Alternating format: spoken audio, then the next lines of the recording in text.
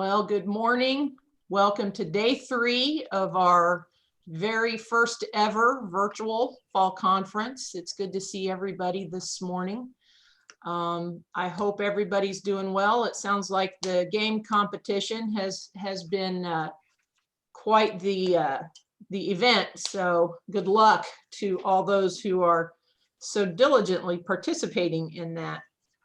I want to take just a moment to thank our sponsors and our vendors. Our sponsors, since I find my list, BGC Advantage are our sponsors, as well as MHATC, the Missouri Housing Authority Property and Casualty Insurance Company. And our vendors, the Storm Strips and the Ultimate IT guys. So if you haven't made it in to check in with their virtual booth, make sure you do that because you get points for the game. So be sure to make your rounds. We're very, very lucky and very honored for this conference to have our National NARO colleagues with us. Yesterday, we had the pleasure of visiting with our National NARO President, Sonny Shaw.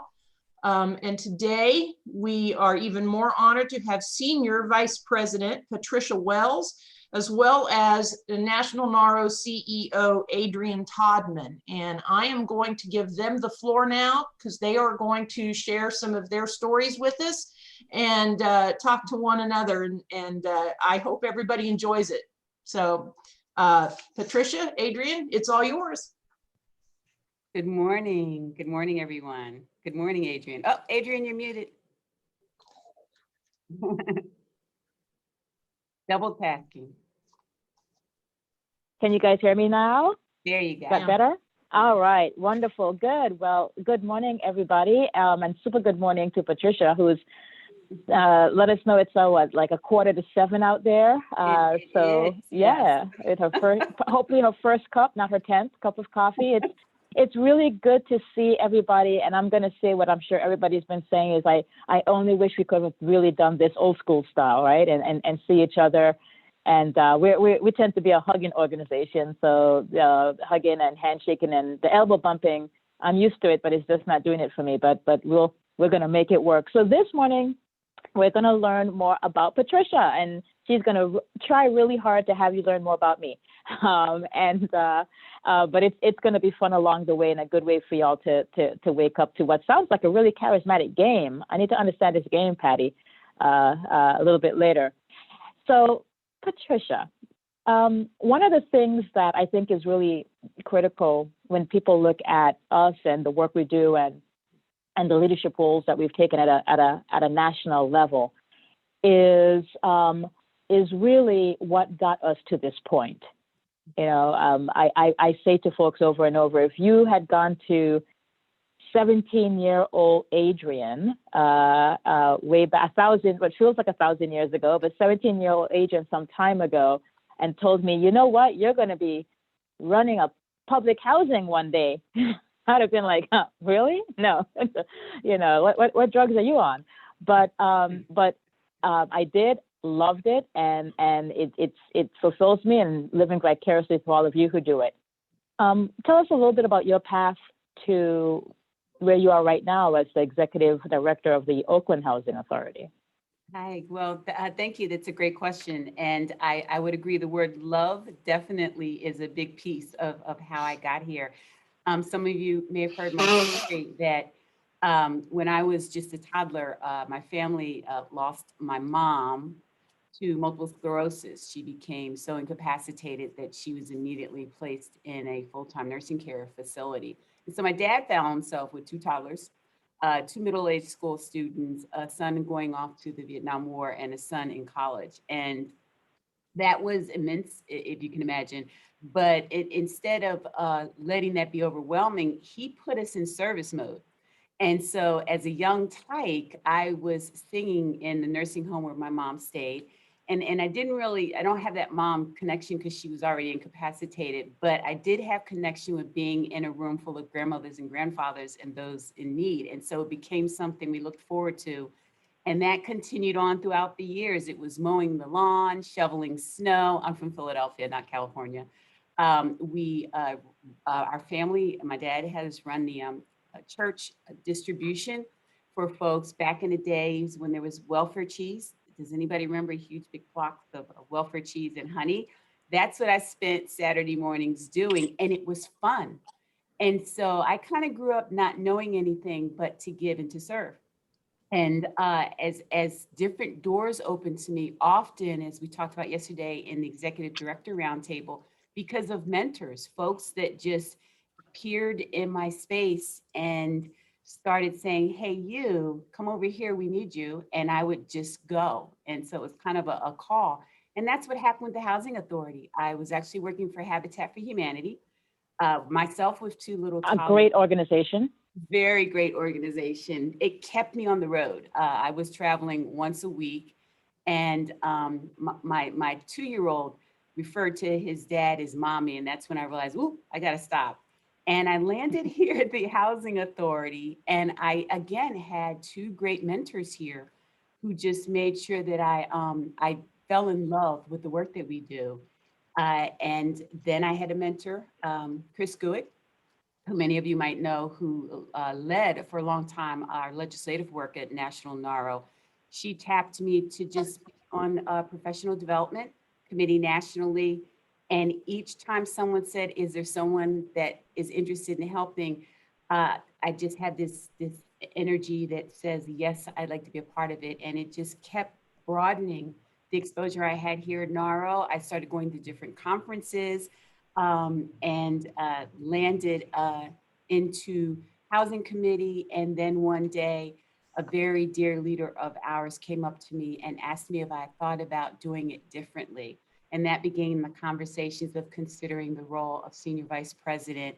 And many dear people came into my life and said that for such a time as this, Patricia, consider strongly. And I talked with my board, and here I am as senior VP, and with the executive director role, it was kind of the same thing. It's when there was usually a catastrophe, I was taught by my dad, don't be afraid. Courage is doing something despite fear. And I tried to help out as much as possible. So you're not new to the NARO family. It sounds like you've been around for a minute. Yes, I have. I've been at the national leadership level on a variety of committees, board of trustees, ethics and trustees for about 10 years now, going into my 11th year. Yeah. Right. Yes. So you mentioned, Patricia, you mentioned your child. So you're a mom, and I know I'm looking here. I'm sure there's probably a couple other mommies that are on here. One of those things that I thought was so interesting is, when kids grow up, they know teachers and they know doctors, firemen, they know people who deliver our mail. And I remember trying to explain to my daughter, she said, what do you do, mommy? But what do you do? I mean, what did you struggle with that? How did you describe, including your parents and grandparents, what you do before you led the agency? Yeah. I used to answer whatever's necessary, quite frankly, to my kids. But I actually had a couple of opportunities to bring them with me to different events. And so when our housing authority would lead community events and youth events, my little ones were trucking along and became known to a lot of the residents. And so they got to experience it. And the way I described it is mommy or Nana, if I was talking to my Nana, my role is to make sure that housing that is really, really nice and affordable is made available to folks who just have a greater need than we do. And so I help with planning development, giving people services so they can learn the things we take for granted about how to get a job, how to keep a job, how to take care of your children. And the part I loved, Adrienne, was being able to say, I go to Washington, D.C., and I tell those senators and Congress people to fund housing. And that always made me so cool. So I said that a lot. What excites you about NARO today? I have to tell you the fact that this year, and this gives me a chance. Notice she's asking me all the questions, everybody. I haven't gotten a chance to ask her one. We're getting there. tell you the fact that this year, Adrian, you and President Shaw had us out at the gate, making sure that housing authorities all over the place were right on time with what was happening in the world health-wise and how to respond to that for all of us responsible for the families that we serve. And the fact that NARO is at the gate trying to be responsive. And even now, as we're now in a predicament, it's no longer a crisis, it's just the way that we live. It's the predicament we live under. Uh, NARO is preparing all of us to think forward. So we've been really well responsive, and now we're thinking forward how to sustain all the good work that we're doing. And the fact that we're doing that for the hundreds of thousands of families that we serve across this nation and that they have hope, that is what makes me excited, is that no matter what rhetoric or what stance people take, we're here about people who don't have a voice, and we're giving them warm places to stay every night. It's pretty beautiful. And how about you? How about you? How You do you know, describe what you do? Because that's yours is even more interesting to describe as the Chief Executive Officer of NARO. you know what? Hope comes easy for me. I'm the perpetual optimist. I think I came out of the womb that way. And so even though this is a horrible time, like people are, you greet people and they're like, how are you doing? And the knee jerk is like, I'm doing well. And I have to step back and say, wait a minute, there's a pandemic. Maybe we're not doing well. Maybe we could be doing better. But even in the light of that, even in the face of all of this, what I see for us is an unprecedented moment, such as when we had in the 1930s when the Housing Act was created. So what do I mean by that? We have the concept of what the work that everybody here does. Like your work may have been esoteric. Like people didn't understand it. You house poor people, you house somebody else's somebody. It wasn't necessarily understood by the mainstream, or it was looked down upon in the mainstream. And sadly, quite sadly, because we have millions, double-digit millions of households, not people, but households whose homes are threatened because they can't pay this month's rent or next month's rent. They are looking for, how do I get help? I've lost my job because of the pandemic. My spouse, my parent, this is a hard time. I need help.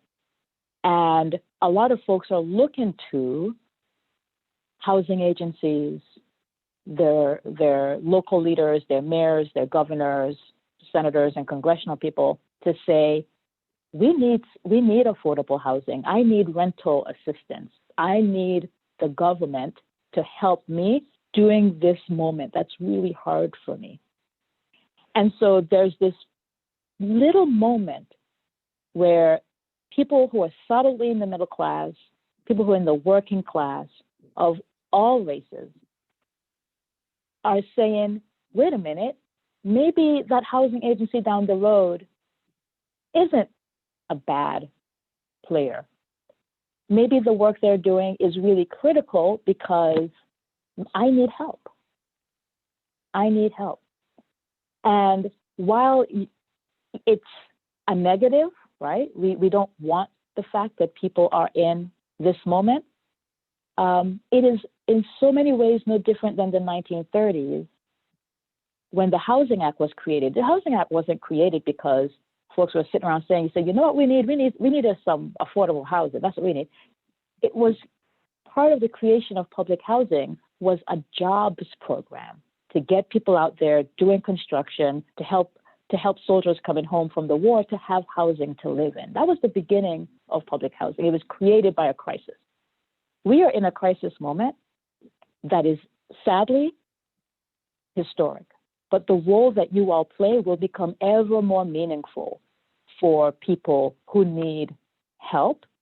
And even if they don't need help in the next 3 weeks or several months, they still will remember that time like, oh yeah, I get it.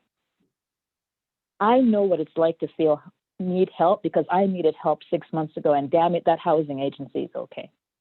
So I see this moment as a powerful one for us, Patricia, and we need to lean in hard on it. So thank you. And as I watch you, and we were talking yesterday, many of us, that it's amazing how much more, in a weird way, we're able to be intimate in these kind of conversations, even though we're on a screen. And your confidence and your passion comes through the screen so amazingly. I saw some of that with some of the folks we were with this morning, where one of the stories was an elder tripped and fell, and the executive director just wanted to help her up. So we know, and we've got some new executive directors. We know how to love and have that powerful work that you just described on our community level.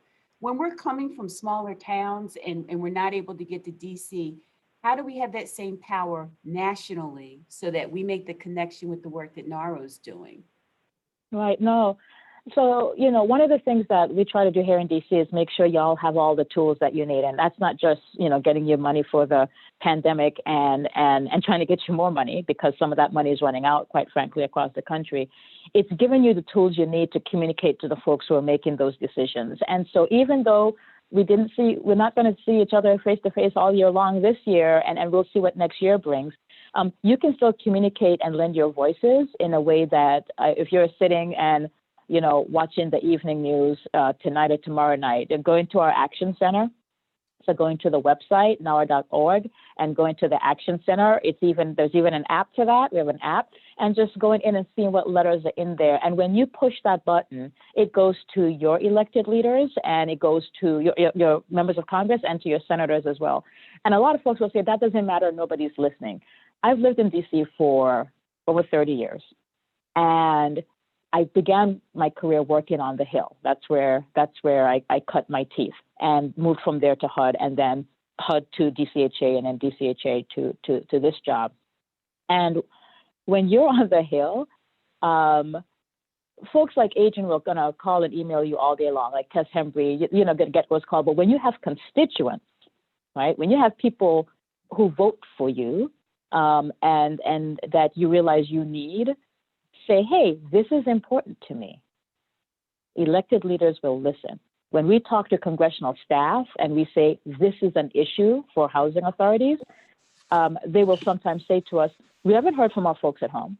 I mean, that is, we haven't heard from our folks at home. No one's complaining about it. I mean, complaining is a powerful tool. It's not whining. It's like complaining is a powerful tool, and it's part of the voice that we have. And so we make it easy for you to connect through the Action Center. So you can say, here's what we need. And it makes a difference. When we sent 12,000, almost 13,000 letters back in August, that's meaningful up on the Hill. That's not for nothing. That's the real deal. And you all did that. And so we need to keep doing it. Yeah. And so I have to do a shout out, Adrian. Yesterday, I believe Lisa talked to me about the fact that she wasn't used to Zooming. And so when we hold up the app, one of the asks that I had was, I got from our family here in Missouri is there some way that we can kind of take a step backwards and give a little bit more instruction on how just to use the app and use Zoom. So I made a commitment, that we'd figure out a way to really explain the 1, 2s, and 3s for folks that are just getting used to this new way of life, because we want to keep everybody connected. And I knew that's something that you and Sunny are pushing. So I made the ask, everyone. It's official. We're going to do something to make it more easy to connect through technology. So thank you. Great. No, great. And let me add, Patricia, there are a couple of things that are really critical right now for those of you who are on the ground, just paying attention. So we're going to have during this time of the political season, when there's a presidential election, the executive branch, what they will do, they don't churn down, they actually churn up. Because there's a lot of folks who are sitting in offices right now, just like we are, saying, I don't know if I'm going to be around next year. And so all the stuff that I want to get done, I'm going to start pushing it out.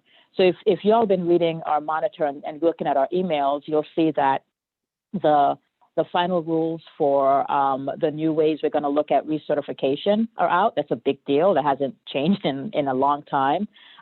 Family self-sufficiency, if you've got a FSS grant, those rules are in play right now. Section 3 just came out. The ways to use project-based vouchering just came out. So there is a lot of energy on our little fourth floor at the HUD building of a lot of things coming out. Not all bad things, and quite frankly, a lot of it is really good and things that we have been supporting as NARO for the past several years. So not bad, but it also is time to be a really alert. And so I've spent less time on Twitter and more time looking at the stuff that's coming out of the HUD building, because at the end of the day, that's the stuff that's going to live on, right? The ways that you all have to run your programs and calculate rent, et cetera.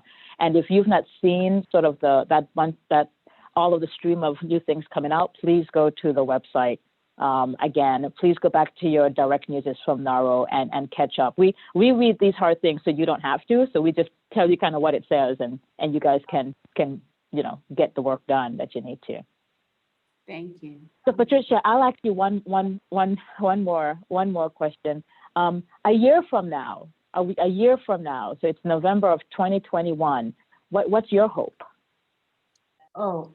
That we have discovered the vaccine that can be distributed quickly to all of the souls that walk the face of this earth, no matter what their income is, and we've been able to control and conquer the virus of COVID.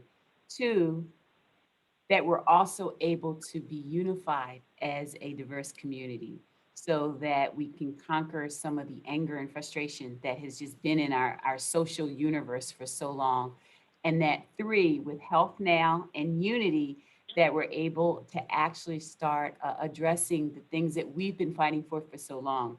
Making sure that every folk has a safe home, especially our veterans and our vulnerable and our seniors, that our babies who have had just a tremendous year, distance learning, are able to get their confidence back and be able to learn and be happy and laugh and hug and kiss and have fun with each other. Those are kind of my 3 big asks a year from now. And that as president of NARO, I'm able to work alongside you and everyone in this room, and really start doing the powerful, what's the next decade, what's the future decade going to look like?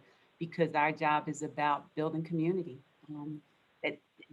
Literally, that's what I'm hoping for a year from now. Actually, 6 months from now would be nice for the health and the unity part, but certainly. Right. How about you? Same question.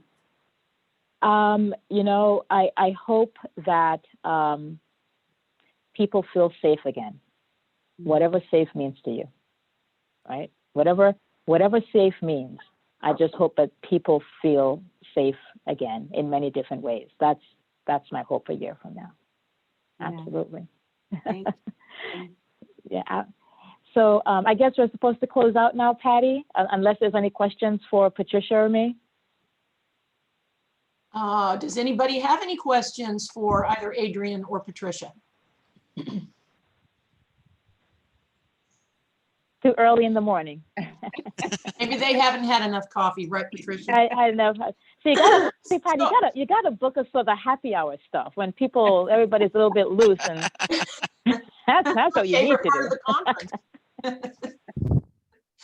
Great. I want to say thank you so much to both of you. My goal going into this before the pandemic was to educate our members about NARO in general.